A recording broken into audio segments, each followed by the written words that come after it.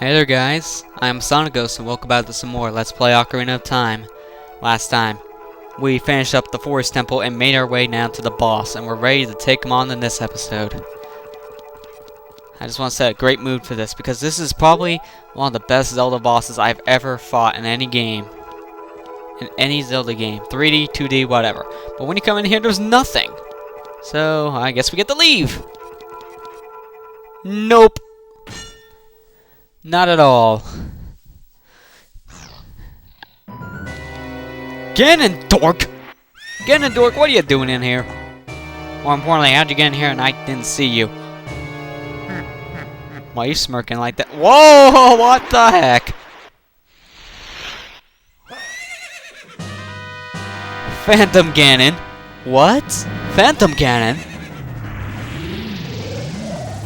Yes, the boss of this dungeon, or in this case a temple, is none other than Phantom Ganon, probably known as one of the best bosses in any Zelda game. At least the 3D ones in a lot of people's eyes. So what you're supposed to do is, you see the Phantom Ganon that's darker, like, I'll see if I can find another one. You see that, disappeared. The lighter one is, okay, this is him. It's very hard to explain, but you see that dark one riding up there? And you see that light one we just hit? It's very hard to explain this, but if I can find a dark one. Yeah, you see, that's a fake. If you see a dark Phantom Ganon, it's fake. But if you see one of these later ones, it's the real Phantom Ganon. And after you hit him 3 times with arrows, he's done. But there's a very cool little glitch that they have here. Use an empty bottle, and you can actually deflect the shots right back at him. You're supposed to do this with your sword, but it's infinitely funnier. And some people think it's easier, I don't. But it's more hilarious and entertaining to use the bottle against this guy.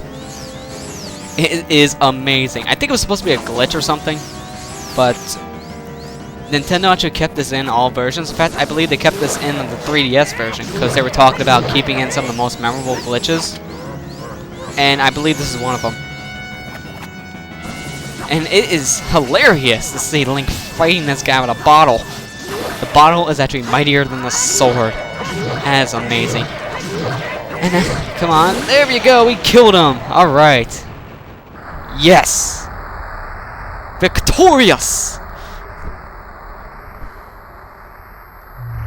Hey kid, you did quite well.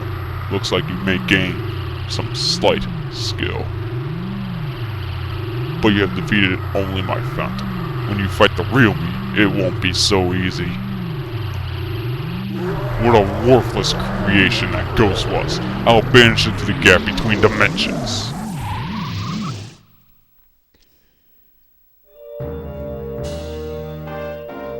Alright. Go away. Forever then. Whatever you want to do. And we get another heart container! Yes, maximum life energy is increased by 1 heart, creating 13 heart containers. Alright. That's perfect. I'm gonna get back at my ocarina now. And let's head through the lights. Now that is probably one of my most favorite boss battles in any Zelda game, but that's because of how many phases it has, which makes it more unique. And it's so enjoyable. It's hard to exactly say, but I think the part I like the most is the tennis fight you have there, just knocking around the energy balls, which is very cool. I know you can do that again in another boss in this game, but it's not as fun as Phantom Ganon. And Saria, I had a feeling you were the sage. Thank you. Because of you, I could awaken as a sage. I'm Saria, the sage of the Forest Temple. I always believed that you would come, because I know you. No. You don't have to explain anything to me. Because it is destiny that you and I can't live in the same world.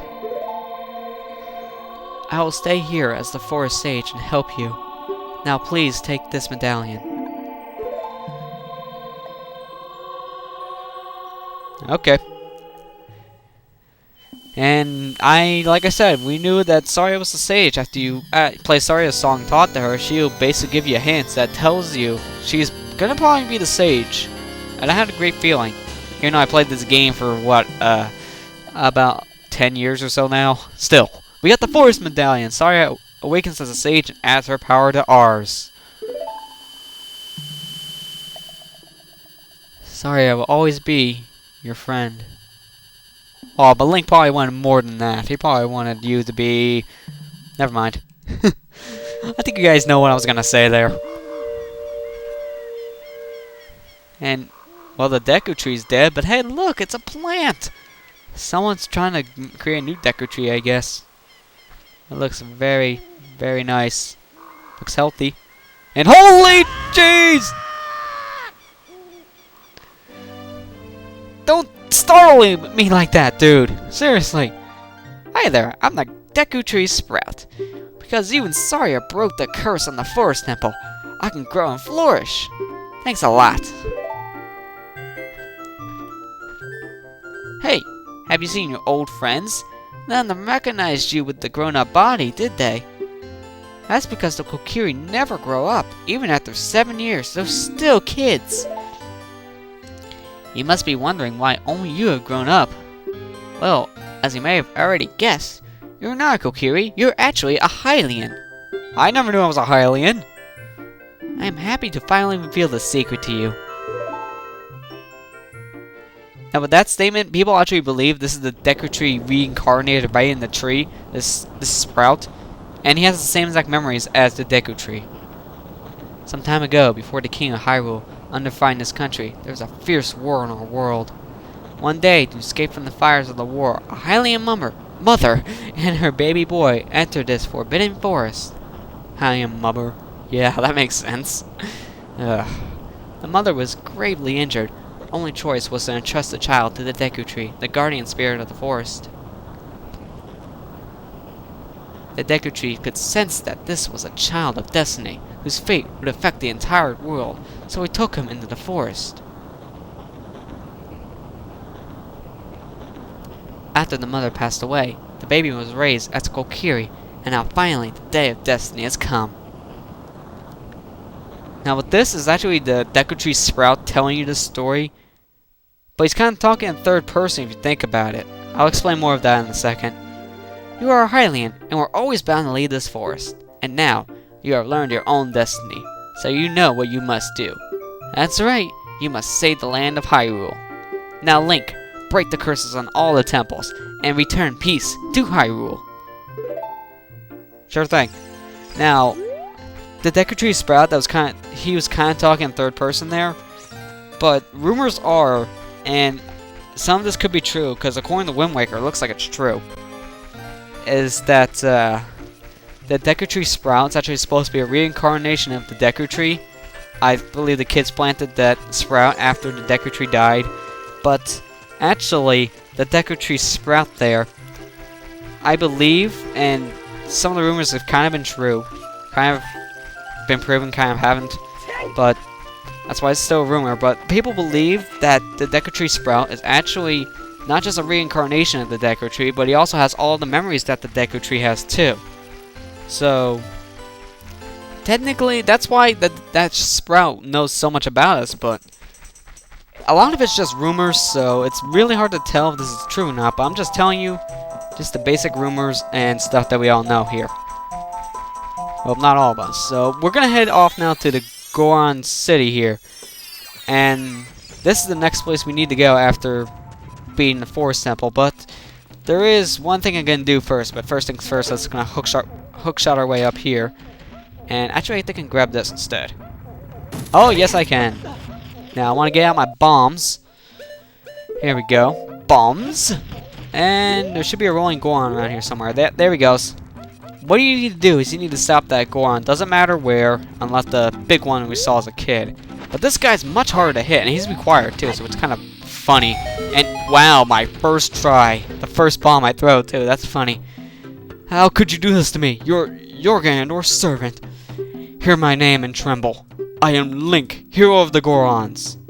No, I am Link, hero of the Gorons, you jerk. Don't steal my name. What? Your name is also Link? Then you must be the legendary Dodongo Buster and hero Link. My dad is Darunia. Do you remember him? Yeah, I do. He's supposed to be my sworn brother. Dad named me Link after you because you're brave. It's a cool name. I really like it. Link, you're a hero to us Gorons. I'm so glad to meet you. Please give me your autograph. Wow, fanboy. Sign it to my friend, Link of the Gorons. Oh, I guess it's not a good time to ask you for this. Please help, everyone. My dad, Darunia, went to the forest temple. A dragon is inside. If we don't hurry up, even my dad will be eaten by the dragon. And then he starts crying. So we have to go ahead, try to calm him down. Here, calm down, we talk to him. And the two topics we get are topics that will make him cry more. Talk about the dragon, and then talk about the Gorons. Game? We don't want to be cruel. A long time ago, there was an evil dragon named Volvagia living in this mountain. That dragon was very scary. He ate Gorons using a huge hammer, the hero of the Gorons. Boom! Destroyed it just like that. This is a myth from long ago, but it's true. I know because my dad is a descendant of the hero. And he's gonna start crying again, so let's talk about the Gorons, which will make him cry more. Everyone was taken to the fire temple. While my dad was out, Ganondorf's followers came and took them all away. All of them will be eaten by Volvagia. Dad said that Ganondorf has revived Volvagia. As a warning to those who might oppose him, Ganondorf is going to feed them all to Volvagia. Dad went to the fire temple all by himself to try to save everyone. Please help, Link. I'll give you this heat-resistant tunic. And he gives you the Goron tunic. Basically allows you to go in hot areas like inside a volcano, and you don't take any damage. Well, the counter goes away is what I should say. You can basically survive in these hot areas for longer periods of time. And there's another thing, if you step in lava in the Dodongo's Cavern, for instance, if you step through lava there, then that actually won't hurt you. It's a very cool little bonus, actually, that's to this tunic. Can I hit this stupid thing? I'm gonna kill him first with an arrow, then. Not close enough. You gotta be kidding me. I'm too far down from here. Hey! I don't want to go up there, but apparently it looks like I have to actually go on the stupid tight walk. Oh wow, I actually landed on top of this. That's convenient then. So let's climb on... Well, not climb. Let's walk on the rope. And...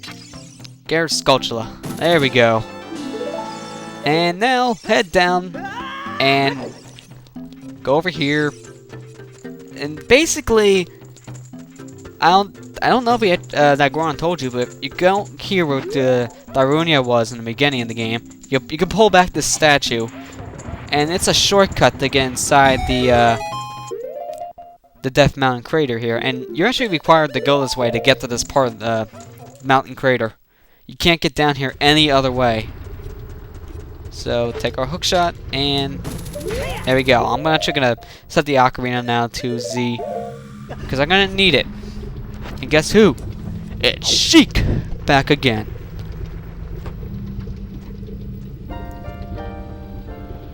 It is something that grows over time, a true friendship, a feeling in the heart that becomes even stronger over time. The passage of friendship will soon blossom into a righteous power, and through it, you will know which way to go. This song is dedicated to the power of the heart. Listen to the Bolio of Fire. Probably my most favorite warp song in this game. It's so good.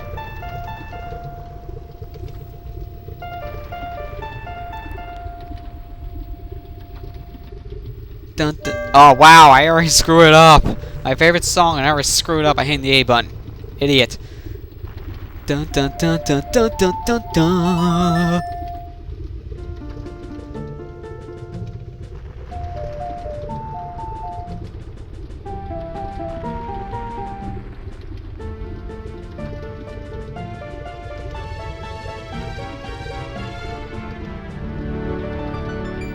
Ah, man, that was really good. Now we learn the Bolio of Fire, letting us come here as both... Well, I'm not going to spoil that yet, but we can basically warp back here. And... Fire! Fire! Fire! And Sheik just walks away, uses that to her advantage, and somehow the fire is put out. What are you, a magician? Sheesh. So we can warp back here anytime we want, but there's one more thing before I end the episode. And it's back at the Temple of Time. So what I'm going to do is go all the way back there. and I'll meet you back at the Temple of Time. Alright, here we are back in the Temple of Time. Now, we're not going to go to that next dungeon just yet, even though I can. But I'm going to do a couple of things before we do that. But I want to come back here, and also I changed my tune just because of this cutscene. I'll change it again later, when we get to the temple, that is. You destroyed the wicked creatures that haunted the temple and awakened the sage. But there are still other sages who need your help. In order to awaken all the other sages, you must become even more powerful. You must travel over mountains, underwater, and even through time. If you want to return to your original time, return the Master's Sword to the pedestal of time. By doing this, you will travel back in time 7 years. The time will come when you have to return here quickly. I will teach this to you for when that time comes. A song to return you to the Temple of Time. The Prelude of Light. And probably the most useful warp song, if you really think about it.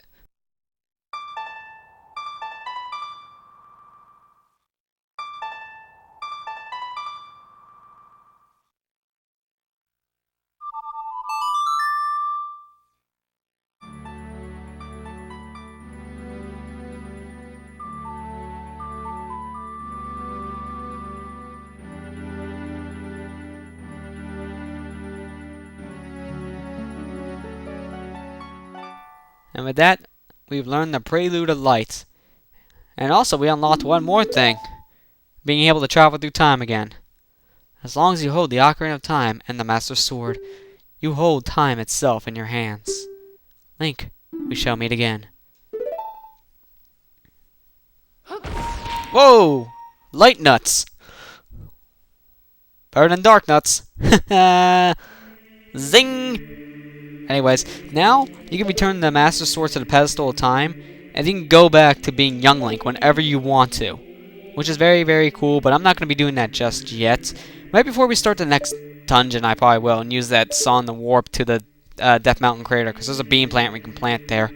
But that's going to be it for this episode, guys. And we're not going to start the dungeon next time, but I believe instead, next time, we're going to take care of a few things before heading off to the dungeon, and some of them involve some stuff in Kakariko Village. So I'll see you guys next time.